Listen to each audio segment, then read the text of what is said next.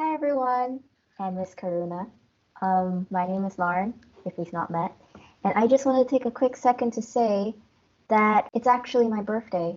You are obligated to listen to every single word we have to say because it's my birthday, and please don't ask us hard questions.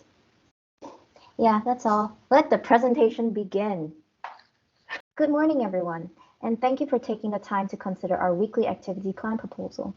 We hope this presentation highlights the importance of promoting physical and mental health care to our isolated seniors during this pandemic. All activities were carefully planned based on evidence-based research aiming to promote self-care and connection among seniors living in Malaysia.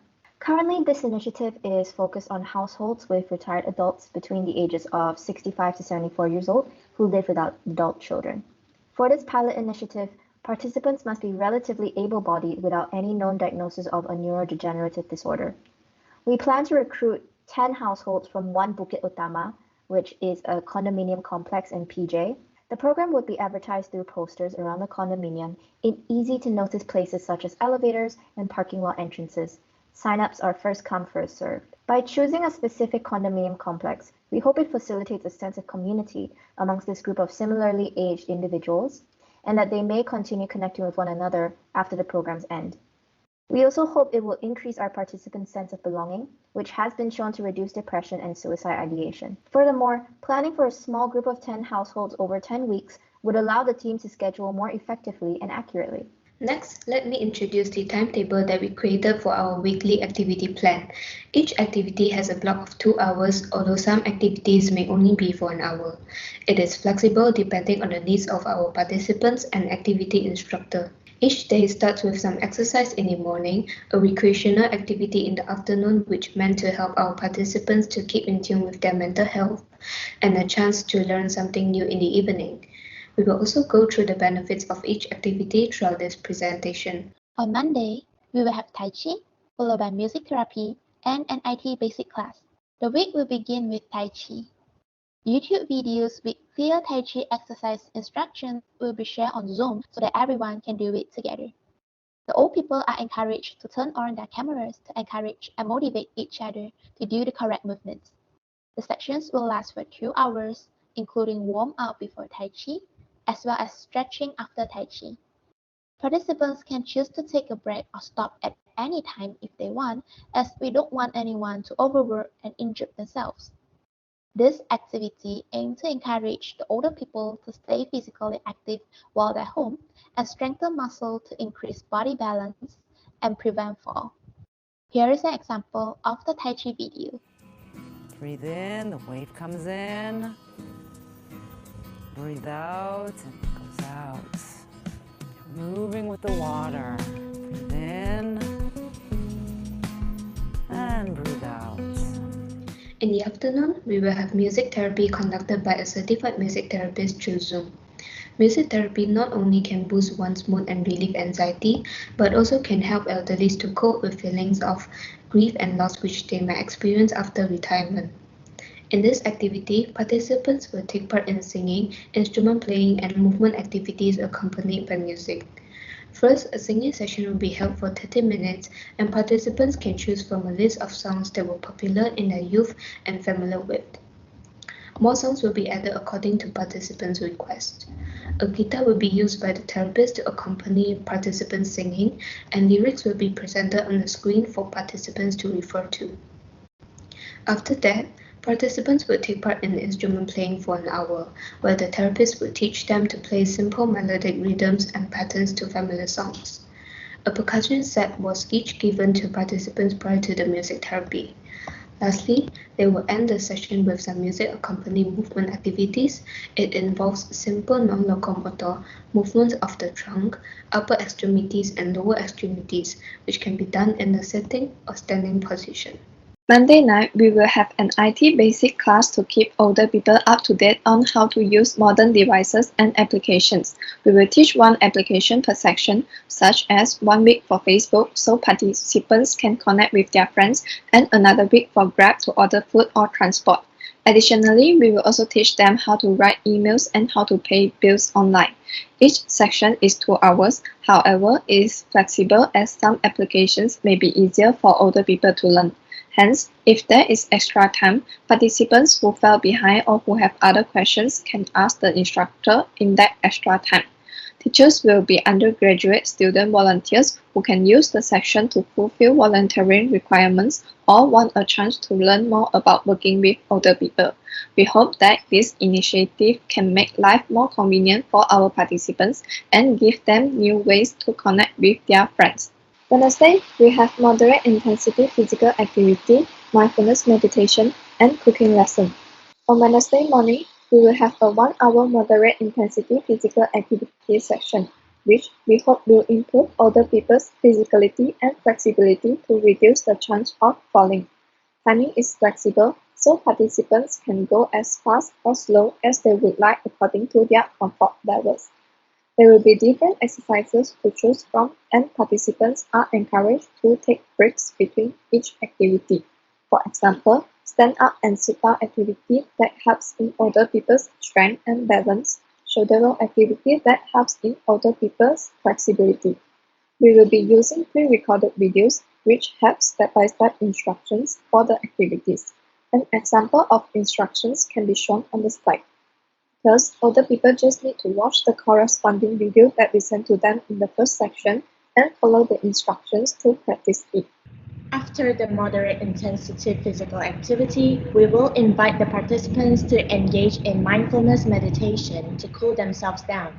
This activity will take about an hour, where participants will be asked to sit down or lie down to get themselves comfortable and watch or listen carefully to the video presented to them. It is a 16-minute long video on mindfulness meditation. In the video, a voice will guide them through the session. There will also be soft music or sounds of nature playing in the background, which allows the participants to relax and cultivate mindfulness. Cultivating mindfulness is helpful for the elderly as it promotes better sleep quality, enhances calmness, and also reduces stress. Take a few deep breaths whilst clenching and releasing all the muscles in your body to help yourself relax.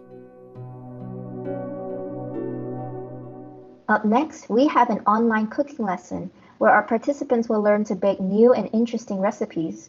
As cooking requires careful attention, great dexterity, and activates many parts of the brain, research has found it to be a great way to maintain and improve cognitive function. It has also been shown to reduce depressive symptoms and build self-esteem because of the sense of accomplishment you get from making something from start to finish. Moreover, receiving encouragement and validation from a teacher has also been shown to improve your mood and reduce emotional distress. For this activity, we plan to collaborate with a company called My Weekend Plan, as they have a great variety of recipes one can learn and deliver ingredients straight to your door. Most teachers are fluent in English, Mandarin, and Malay, therefore granting greater flexibility for older individuals who don't speak English. Recipes include cheesecakes, macaroons, cake decorating, and much more. On Friday, we have also prepared a variety of activities for the participants, including yoga, journaling, and last but not least, befriend a youngster. First, participants will begin their Friday morning with a nice peaceful yoga session. Yoga is known for increasing flexibility and also improving respiratory health. While the time allocated for this activity is 2 hours, the yoga lesson itself is only an hour long. So participants are flexible to engage anytime within the 2 hours. For this activity, there will be 2 videos presented to them. For example, we will have 1 week featuring traditional gentle yoga and chair yoga. These videos will be changed each week to keep things interesting, unless participants request to keep the same videos. They are given the liberty to choose whichever lesson that they prefer that day. No complicated instruments are needed. Participants are only required to prepare a mat, a blanket, a tennis ball, or a chair based on the lesson that they choose. This is the demo video on gentle yoga. Bend into your knees and step your right leg back behind you. We're coming into warrior two pose or Virabhadrasana 2. Back foot points to the sides of your mat. Left foot points forward and arms come to a T with a nice deep bend in your left knee, reaching your fingers. And here is the video on chair yoga, in which participants will perform the routines on a chair instead of a regular yoga mat. However, they will be required to stand up for some of the routines. Bring your right knee towards your chest. Hold your knee up if you can, and you're behind. And just start circling your ankle a few times. Other direction, pointing and flexing. After lunch, we'll do some journaling where participants can write about anything on their minds or emotions they experienced throughout the week. Then, we will present prompts such as pictures, songs, or questions to encourage reminiscence of their time growing up. There's no limitations for how the journaling will be conducted, so the older people can do it in their own way, like writing, typing, or sound recording to express their thoughts. Participants are encouraged to regularly look back on their past journal entry as a form of reminiscence therapy. This can help keep the older people's mind active, improve moods, reduce stress level, and buffer against symptoms of dementia by regularly encouraging memory recall. Here are some examples of the prompts that we will be using. And now we reach the last activity of the week, which we like to call Befriend a Youngster. It's an intergenerational program that aims to connect different generations to learn more about one another, like granting socialization opportunities for the elderly and build empathetic skills for the youth. Past research that has attempted such a program have demonstrated a boost in mood for both the elderly and the young, and the experience has taught youngsters to be caring, kind, and respectful to everyone, hopefully reducing the prevalence of ageism in the future. It can also be a cool opportunity for younger generations to learn more about what life was like in the past, and for older generations to see how much the world has changed since their youth. Since there are many primary and secondary schools around Bandar Utama, we plan to reach out to these schools to start a club for students or parents interested in joining the program. After receiving consent from both parents and students, we would pair up one child with one participant or household depending on student numbers, and for everyone's safety, we'll keep the initiative online and create fun activities that can help both parties learn more about each other, like show and tell, or themes to discuss about, like history, or questions to know what it's like growing up in old Malaysia. And with that, we're coming to an end on a presentation of the weekly activities we plan for the elderly.